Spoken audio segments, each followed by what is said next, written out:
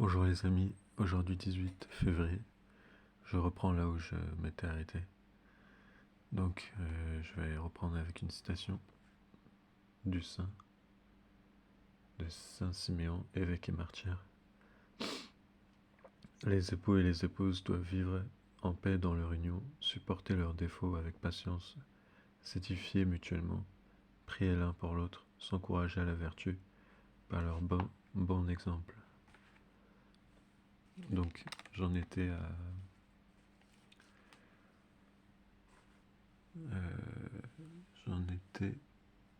l'important est d'empêcher coûte que coûte et avec grande détermination leurs crimes épouvantables ourdis de longue date. Il existe de nombreux moyens de défense civile afin de contrer ces criminels, mais personnellement j'ai déjà choisi celui de la non-violence par la foi et la prière, qui est l'arme fatale par excellence. À titre d'information, sur le site internet de l'IRNC, j'ai relevé ceci.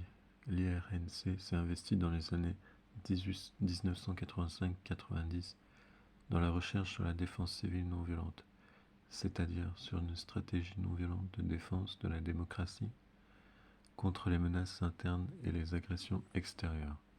Il s'agit d'une politique de défense contre toute tentative de déstabilisation, de contrôle ou d'occupation de notre société, conjuguant de manière préparée et organisée des actions non violentes collectives de non-coopération et de confrontation avec l'adversaire, en sorte que celui-ci soit mis dans l'incapacité d'atteindre les objectifs de son agression, l'influence idéologique, la domination politique, l'exploitation économique, etc., etc.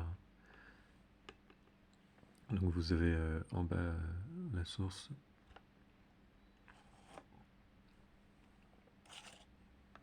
que je vais ouvrir pour vous.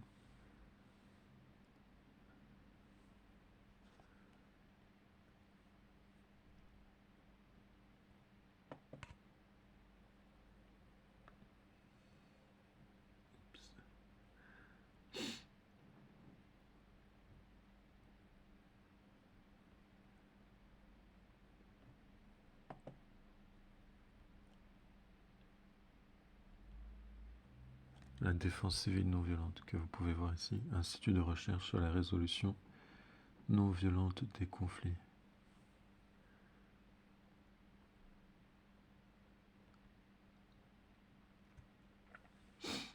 La défense civile non violente.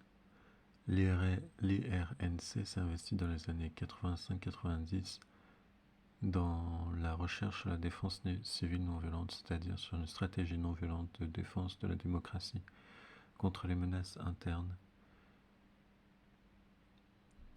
et les agressions extérieures. Il s'agit d'une politique de défense contre toute tentative de déstabilisation, de contrôle ou d'occupation de notre société, conjuguant de manière préparée et organisée des actions non violentes collectives de non-coopération et de confrontation avec l'adversaire, en sorte que celui-ci soit mis dans l'incapacité d'atteindre les objectifs de son agression. L'influence idéologique, la domination politique, l'exploitation économique. En d'autres termes, il s'agit de rendre la société insaisissable ou indigérable par un agresseur, inexploitable économiquement